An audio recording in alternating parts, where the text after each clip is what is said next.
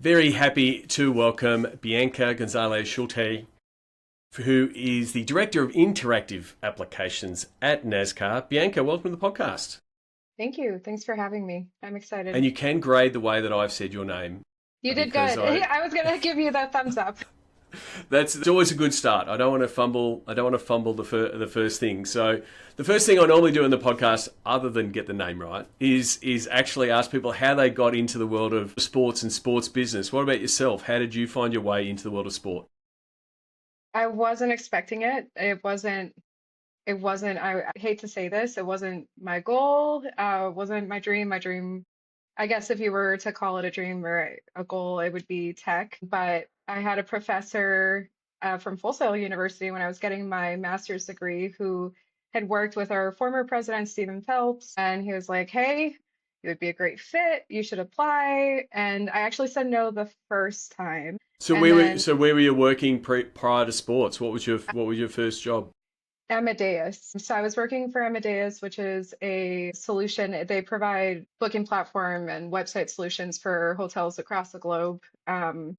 And I really liked it, but I was commuting really far. I lived an hour and a half away, and he thought he was local as well, and he thought that, hey, you should try NASCAR. But I said no the first time. Second time, his former employee was hiring. It worked out really well, and I took the plunge and I did it. So I started with them in 2019.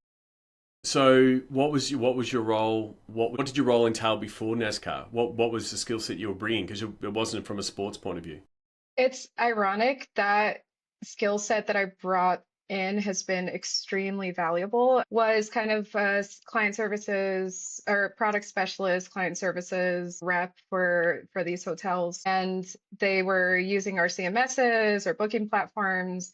We did all the analytics for them. So my role was to work on enhancing the product with dev teams in Sri Lanka or France, or to also teach these hotel, receptionists or whatever it may Yeah. be, how to use our website manager. So a lot of it has transferred to this role from the CMS standpoint and understanding, how things work with a website, what the new CAG standards are, et cetera, et cetera. So I mean, it's crosses that's the thing over. when like yeah, I mean, there's a lot of people who want to get into sport because they have the love of the sport and they like what's on the pitch or what's on the track, that kind of thing. But there is obviously a whole bunch of work that needs to be done in getting websites ready, digital marketing events that applies, and it just your customers are motorsport fans. Like that's the difference. Exactly. It's a very different customer group than people who go to hotels or travel customers.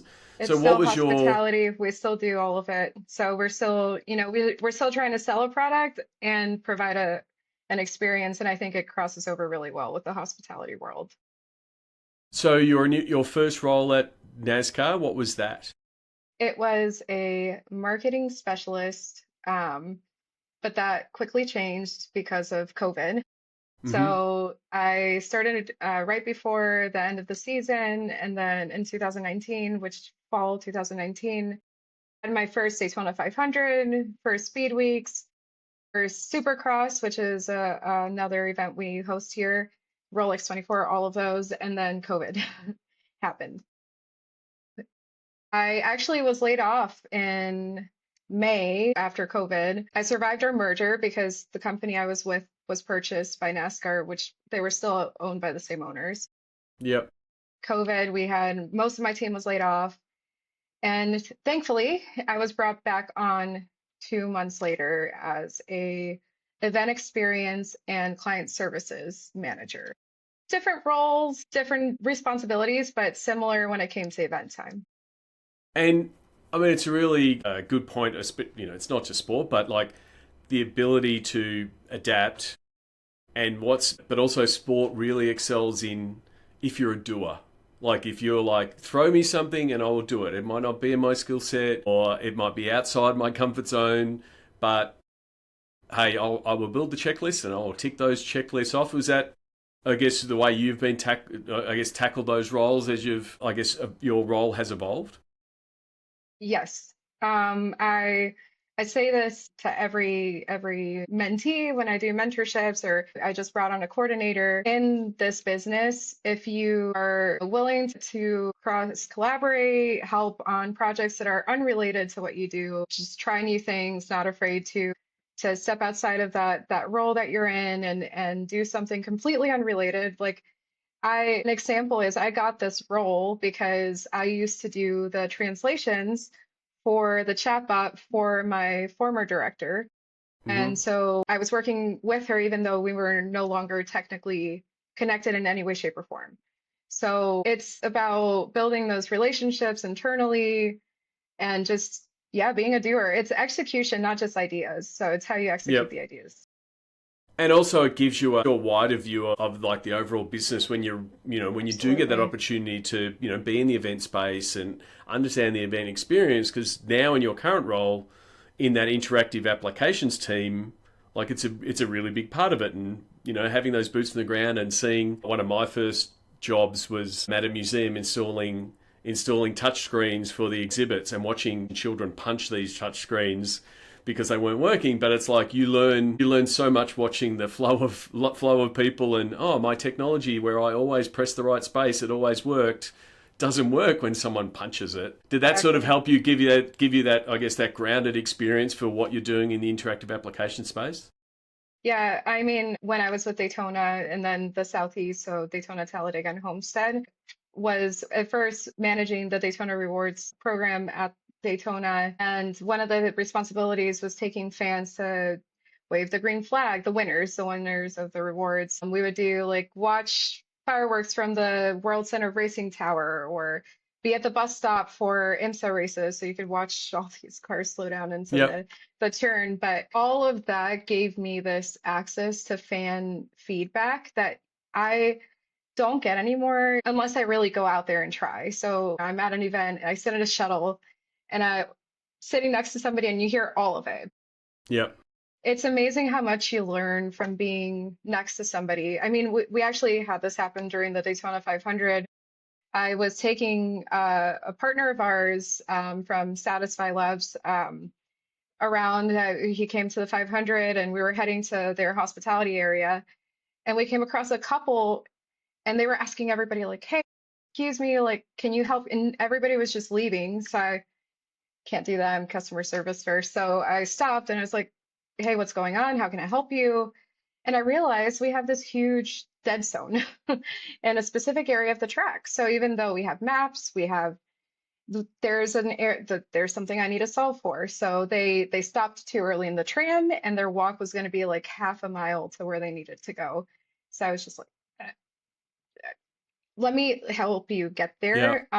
I won't specify how I helped them, but we did help them get there, and they were happy. But she was frustrated, and Yep. that's not what we want No, and that's it's some of those things you can't see until race until you're day, there. right? And things like you've got all your Wi-Fi mesh networks up, and you're like, can't it doesn't work in that spot? And it's like, well, how can we fit it? Like and then it's like, can we put a repeater in the right spot, or how do we Exactly. do it? And it's a really important thing to, I guess, get your staff to have that customer service mentality, even if they're not, in the yellow jackets and meant to be customer service, like, because you can learn so much for what you're Hmm. trying to do for the overall day.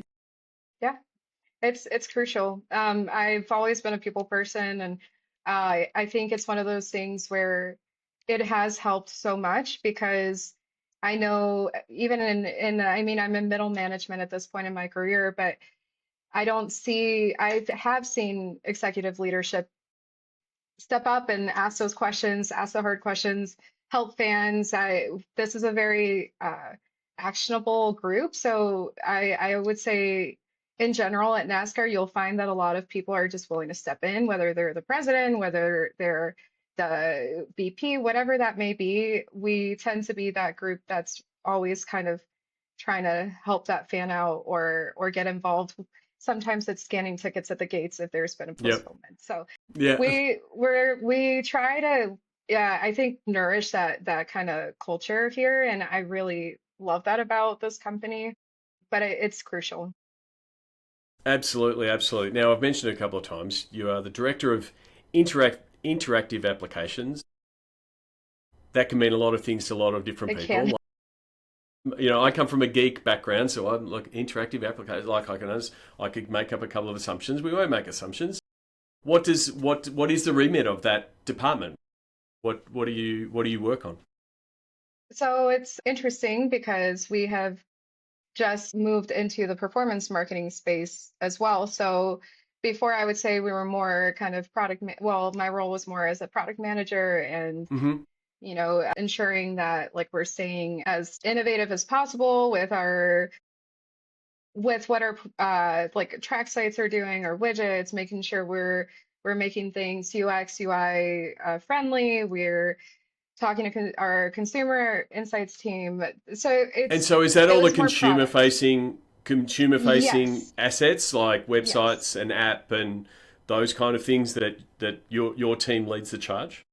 Yeah, basically our vendor landscape also. So just who we select as our vendors and how we build that we have great partners and they're always willing to kind of take it to the level that we need them to or adjust and be flexible with changes. And so it's a little bit of that. Now it's really turned into every touch point. So we're on the performance marketing team, which means we're really conscientious of every channel, whether it's email, which is in our purview, paid media, Hmm. but how our products interact with all of those. So this year it's really focused around personalization and just Hmm. getting websites to meet the buyer where they are in their journey. So we have I mean, you spoke with Damien, I know before during a Yep. podcast, amazing data warehouse. There's a lot of insights we have on our fans that we can use then to make their purchase decisions easier, their pre-event knowledge easier, their post-event nourishment. There's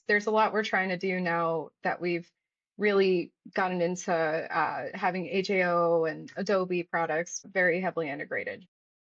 And you talk, that was going to be my next question. Integrated's a really great way of putting it. Like multiple vendors, multiple platforms, multiple products, both front end and back end, and then integrating with track technology.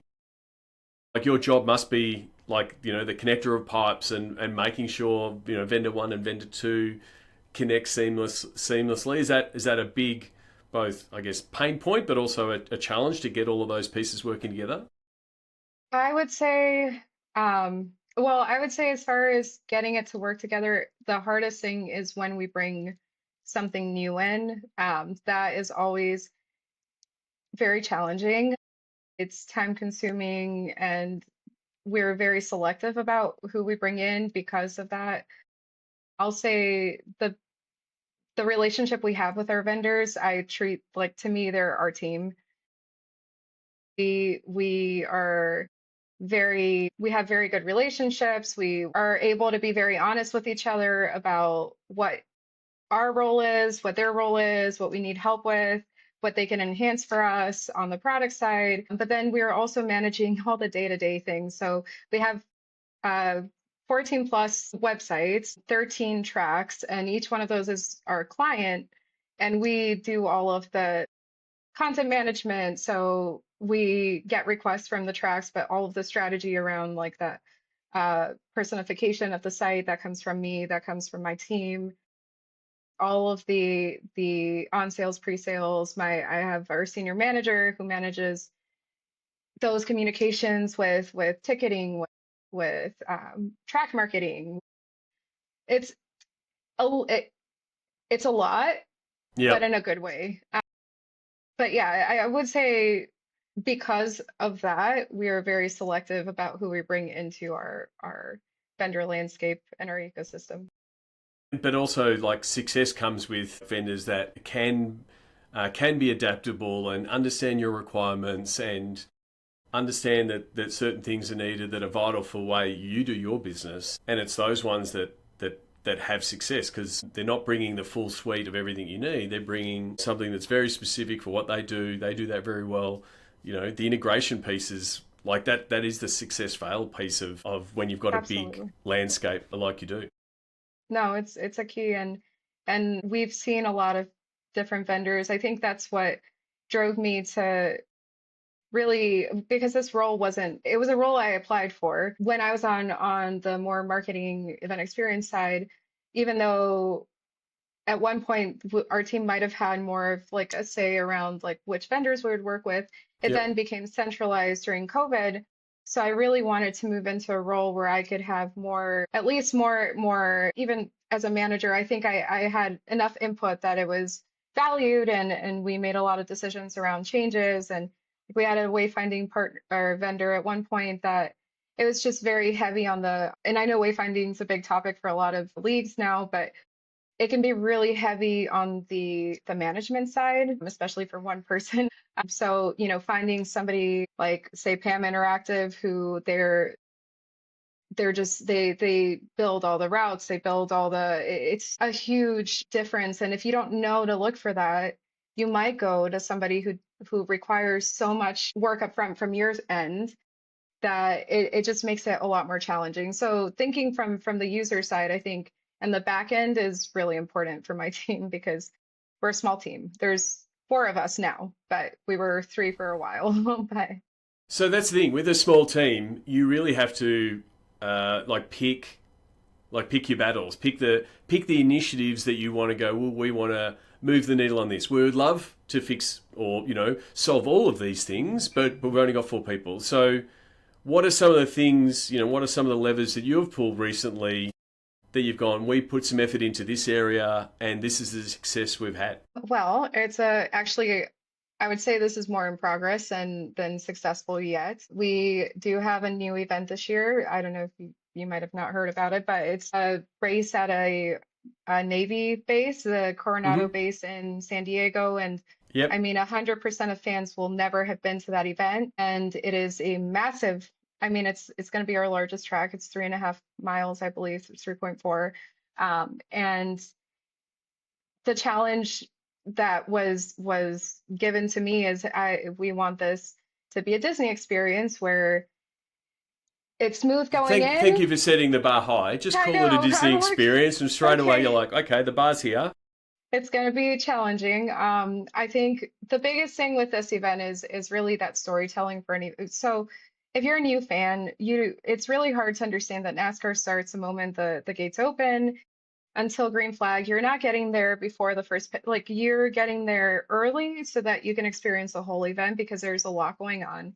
And if you get there on time for the race start, you're missing out on everything that comes Yeah. before.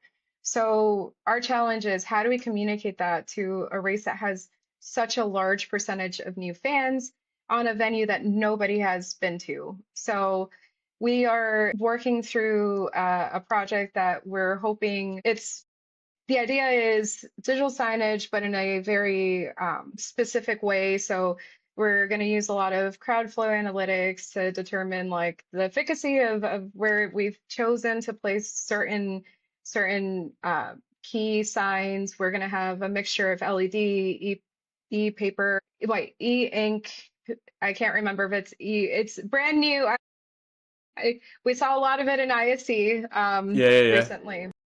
But it's simple signage. So that would be very specific content that would be important, but then we'll have more content around, hey, shuttles, let's say there's this shuttle takes 2 minutes to go this direction. We're highlighting key moments like race is going to start. Make sure you get back to your area. We have 45 minutes. This is happening at the carrier zone. Don't miss out. Or little just cues that will potentially, save a fan who's not looking at an app, who isn't, looking at a website because there's service issues, things that they need and must know that they don't need a app for. So bringing partners like Pam into the mix where their digital signage will help fans understand where they are and where they need to go without having to use an app or a phone. Yep. Um, I mean, it definitely is an evolution of the space in like the connection of the advancements in digital signage, and then changing based on the event, based on the timing of the event, based on what's happening at the event, being in concert with the app and with the website. When we often talk about silos in sport, like they would be just separate things. Someone was exactly. running the That's signage the and someone opposite was of what running we the app. want. And to get that connectiveness, because you're right, like some people will be in their phones and go, where are we meant to go? And other people will go, well, hang on, look up, there's a sign that tells us where to go. And then there'll be another spot where it's like, oh, you can scan the QR code and it will pop up and tell us where to go. Exactly. Like that piece, yeah, Damien did speak about the race in San Diego, like it's new. So you don't have the history and the heritage of I'm going to Daytona and I know where I go and I know where is a good spot to see and I know where the bar is, and you don't have that familiarity of the standard fans. So it's a big challenge, and yeah, I look forward to seeing, it is an in progress thing, but you've got to think of all of those scenarios. And yeah, new tech comes on, whether it's the e-ink and e-paper and that kind of, that they're effectively more screens that you've got to figure out how to fill and integrate. So that's the opportunity for you. It'll be fun. I think I really enjoy storytelling, and I think this is just a version of that. It's just very specific to the race. I know we have the support internally to make it happen, and we're also going to potentially use it as like consumer insights, or just it'll be a great experience for us to kind of figure out a playbook for these kinds of events, because ideally they're happening in the future, and we always have a reason to have this kind of use case. So absolutely. And then the other part of, I guess, your role in that technology and fan engagement is, we've just been talking a lot about on-track experience and wayfinding and making sure people don't miss out on the action. But there'll be millions of people that aren't in San Diego. And so you still have to provide an experience for them, through the app, which is augmenting the TV experience. So is that something that's also, one of the things that you have to attack in your role? So this is where I think we're evaluating the need of having two apps. I would say, and this is nothing that has been decided yet, but I will say that we brought this app in to play because we did not have mobile responsive sites back in 2016. There were things that you needed an app for, but there's also the value of having one. Considered the kind of bringing that and the NASCAR mobile together, because that one would fit both needs, whether you're at home or at track. Mm-hmm. Ours is specifically for at track, and it's hard because it's, what is the lifetime value for a user? I mean, I personally am the person who like downloads their tickets and then deletes the app. So I know I'm very proud of how far the app has come. I think we have great on-site product. We have WSC highlight reels. We have a great timeline notes. We have great video feeds and scanners. But at the end of the day, when you think about the use, like I just want to make everything simple for our fans. So that's where I think, at this point within the performance marketing group and working really closely, we have a new partner, Next League. Well, not a new partner, they're a new partner to us, but they've been working with NASCAR for many years, is figuring out what that strategy looks like as we evolve these products and potentially combine, and them helping figure out the best next steps there. But I will say, like, to me, my goal has always been simplify and make it smooth. So now I'm in a position where I can, I'm the director of the team, and I think, that we have enough good reasons to do that now. So absolutely. And what you have to do when you're in that role is watch how customers are behaving with other apps, with other services, what's expected, obviously, Uber coming along and just hitting a button and a car turns up, change people's behavior. And now we're seeing the same with, AI and people just going to voice. Like I was having a debate with a friend of mine that's built websites for 30 years. He's like, our website's dead. Are we just going to build I've stuff heard that argument that it's like the new website is a chatbot. Yeah. We're just going to provide infrastructure for the matrix, and then you could just ask it and it would be answered. And there is a case for it, but it's like, well, then do we need to make sure our websites can be consumed? But also, should we be providing that interface if that is the interface that people are going to be asking? Mm-hmm. And so that's where I think it is exciting, because the one thing that you have is you do have a lot of information that fans want to get to and maybe don't know what it is. I spoke at a CX event at the Australian Open, and I joked, but it wasn't really a joke. I was like, most major events are run with 15 PDFs, right? That have all the information. And it's just a case that not everyone has access to the PDF that they need at the time that they need it. So what if they Absolutely. did? And so it's like, it's some of those things of like, how do we give a better way for that information to flow through, whether it's internally to your customer service staff and that kind of stuff. But then what does it then look like from the fan point of view? And it comes back to your point of how can we make it as simple as possible? So like the fact that the interfaces are changing is, quite exciting. Yeah, and I think that's where you do want to think, okay, so if websites are leaning towards chatbot, and I know search, what is it? And not, is it GEO? Yeah. It's SEO for chatbots is what we'll Yes, call it. yes, generative, generative. So it makes sure your website is consumable for LLMs is effectively it. Exactly. Yeah, and I mean it's important to think about those things because I mean I've become more of a Claude user now that I started Yep. moving into that. But I mean I was ChatGPT for a long time and just we've done projects with AWS, we have our chatbot partner Satisfy Labs who's come I mean they're fantastic when it comes to LLM, and so I think it's one of those things where we're trying to move the needle in that sense, but also that we actually we'll have a project here in Phoenix where we're just exploring how fans use it at track using just the QRs. Yep.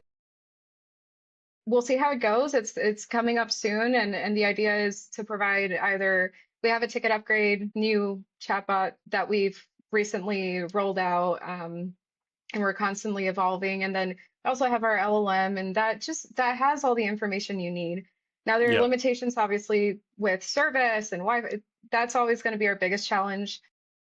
So what we did with the app, we do have it so that if you have visited the pages, now you have them cached into your app, and you can access them when you're offline with an offline version. So we're trying to react to those scenarios, but I think it's important to give them an easy, digestible way to understand what they need to do. And if I showed you the project that we're doing, you would see that that's kind of the goal is to make these signage, the signs that we're going to have look more like a phone, so more simple. Like I know what that is. That looks like my notification on my phone. So it's Yep. a quick like, oh, this must be important. So things like that. Just make it easy. Absolutely. And the good thing is that as an industry, we're not doing it alone. Like we were both in seat in Nashville where, Wonderful event. conversations like this were happening, and they're obviously just going to be more advanced in Charlotte this year where it'll be, how are you Our setting up entire office. LLMs? What are you doing? Tell us a little bit about your experience in Nashville. I believe it was your first time at sea. It was. I loved it. I thought, I mean, just who I met out of there, the businesses involved in this, all the panels and the learnings, and just listening to other people who attended and the projects that they're working on. And it's incredible how I mean, in the panel I was on, these guys are, I'm like, why was I on this panel? I'm like the baby. They have so much experience. I mean, it was incredible to learn from experts in venue tech and just how different series and how they're pushing things forward and what we could do differently. I mean, I don't know how many ideas or conversations on things that I'm currently working on came from that event. It was fantastic. Yeah, So highly recommend it. it is a case that because you are coming from it from different perspectives, like you're like, oh, I didn't realize that because that's a different venue and it has a different type of flow through, different customers.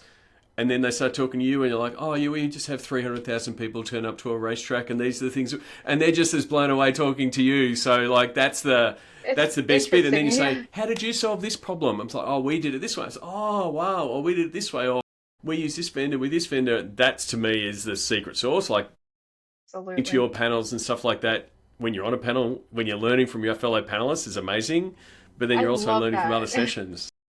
I would prefer not to be on the panel, to be honest, just because of the whole like being on the panel situation. I'm still learning, but I thought it was fantastic to sit next to these guys and just I mean, just hear about their experiences and just seeing how, even though we've been in, I've been in, like I said, since 2019, there are guys who've been there 30 years, and it's like, but you're still finding solutions. You're still working on finding solutions to the challenges I'm facing today. It's just it's sports is a very interesting. It's a small world. Motorsports. It doesn't, ball sports. I think we all have very similar challenges, and I think that's the benefit of just talking about it and sitting next to somebody who might, have a solution for something you've been trying to figure out for a long time. So.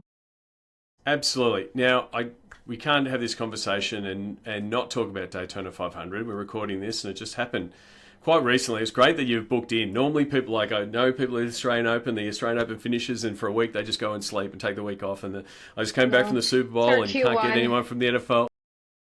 We just started. I mean, it's still fresh in the memory. Like, what were some of the wins from this year's Daytona 500?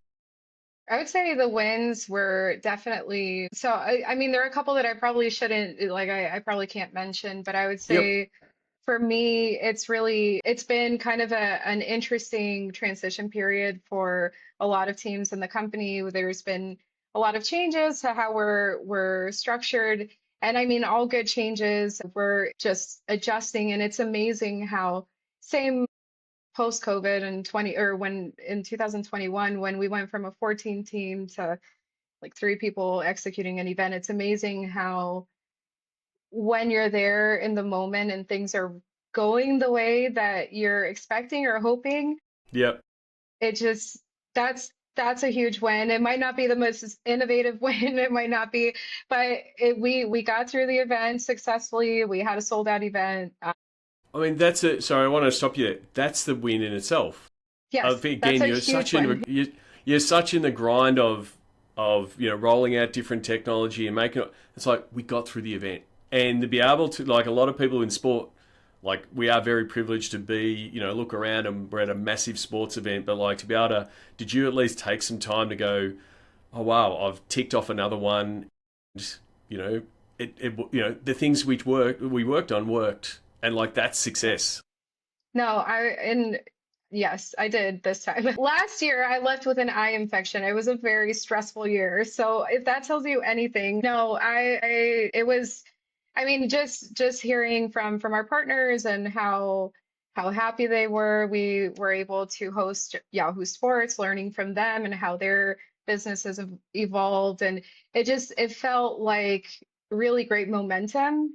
So at times, depending on how stressful, how much last year was, to be completely frank, very stressful. It Yep. felt really good to leave with that momentum at the end of the day and just be excited for what's to come this year. I think we have a great team. We have great partners. I'm really excited about the projects that I'm going to be focused on, and felt that more coming out of the event because now it's go time. Like, this is grind it out. And And that is the best way to finish a tournament. To finish a tournament, like you said, with a little bit less stress. It's like, well, hang on, that means we're on top of things here. But then also to come out of it with, all right, let's send it now. Like, we've got this momentum. exactly. This is what we want to tackle. So I really do appreciate you taking the time today, Bianca. I want to get to the Sports Geek closing five. Do you remember the first sports event you ever attended? I do. I grew up in Puerto Rico, so small island with major love for baseball. So my first sporting event was with a friend whose dad was super involved in like the municipal tournaments, and it was pretty fun. It was one of those things where it was the whole town was there. We weren't from that city, but Puerto Rico's tiny, so it doesn't matter.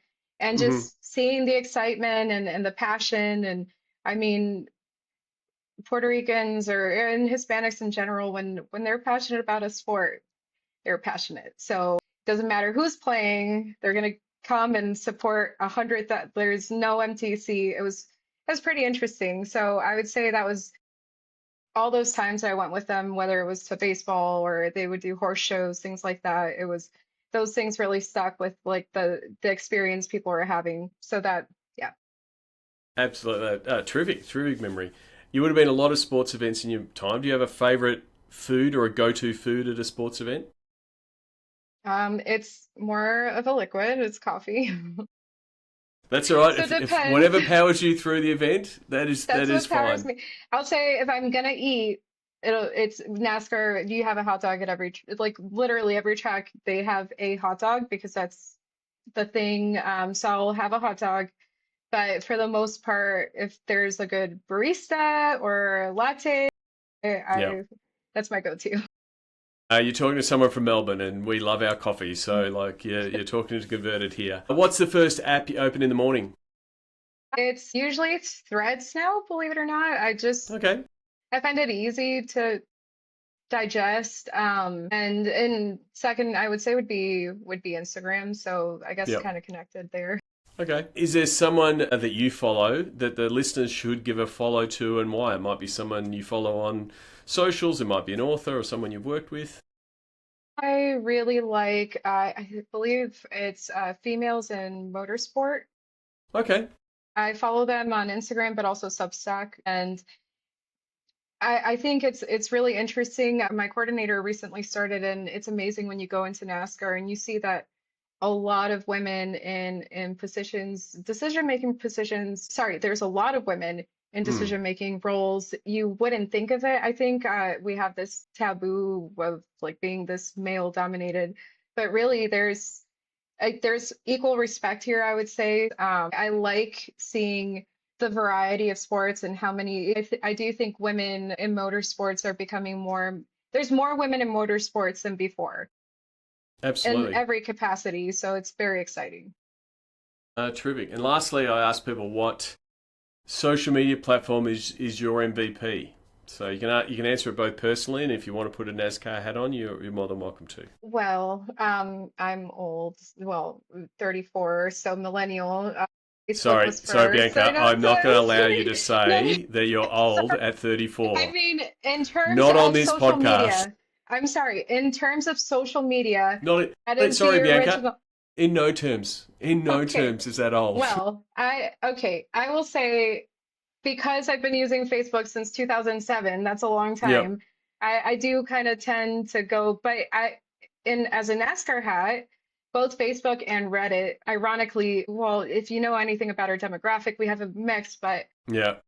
Facebook groups are interesting because Facebook we have groups are campers still groups. they are still an absolute Yes. thing Yes. because And you get a lot of people aren't information. sorry. No, yeah.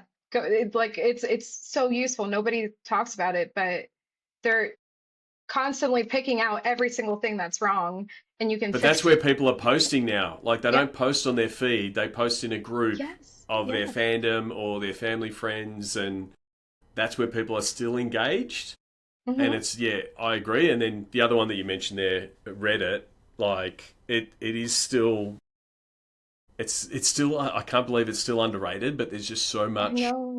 fandom there. But because it's also hard to harness and be there as a brand. Like it's an awkward space to be there as a brand. You don't go, hey, we're the NASCAR account in Reddit, and it doesn't work. Like whether it's Real Madrid, But I think that's Collingwood, why it works for us because absolutely. that's where fans feel very comfortable sharing. And honestly, at the end of the day, I thrive off of reading the challenges because it's like, okay, what we need to fix this. And obviously we have our germ surveys, but this is a quick, easy way to know Daytona Camping Group is popping off with like a major issue. What is going on? Like Yeah. we need to address And it. yeah, and there's real like you don't need a Kevin Durant burner account to go check it out, right? But you'll get unfiltered feedback on what's working, what's not working, but then you get over index kudos if you come in and say, "Oh, they're reading it. Oh, they fixed it." And it's like Exactly. to sort of, you get a lot of Reddit karma if I put it that way. Yeah. No, it's definitely they're great resources, especially during the weekend or leading in. Sometimes they call out things like a dead ticket link. I mean, it's amazing, but those are great. If somebody listening has not used these, I highly recommend looking into that. Absolutely. Well, Bianca, I really do thank you for grabbing a time and coming on. I really enjoyed the chat. I always ask people if you want to reach out to the guests and say thank you, please do. What's the best platform for people to reach out to you? I would say Um, I would lie if I was saying LinkedIn because even though it will be a very delayed response. That's all right. LinkedIn, I mean, LinkedIn is where I will post it, and I will tag you, and if people can reach I out. should be more active, but I just don't. It's time is challenging. But I will say I eventually respond. It's just delayed. My email, on the other hand, is a lot quicker. Usually, my goal is always within 24 hours. So it would be my name. I don't know if there's somewhere I can send it to you, but B Gonzalez-Schulte at NASCAR.com. There you go. I leave it in the podcast, and if people can write it down, they can. I won't put it on the internet because I don't want you to get a whole bunch of junk. I get it That's anyways, but no, so I'm exactly. it's totally fine. Exactly. Well, thank you very much, Bianca. I really do appreciate it. As I said to Damien, getting to a NASCAR race is on my list, and hopefully it will Let happen us sooner know. rather than later. But hopefully we can reconnect in Charlotte for seat. Absolutely. And let us know. We always have a ticket open or available. So Thank you very much. take care. Thank you for having me.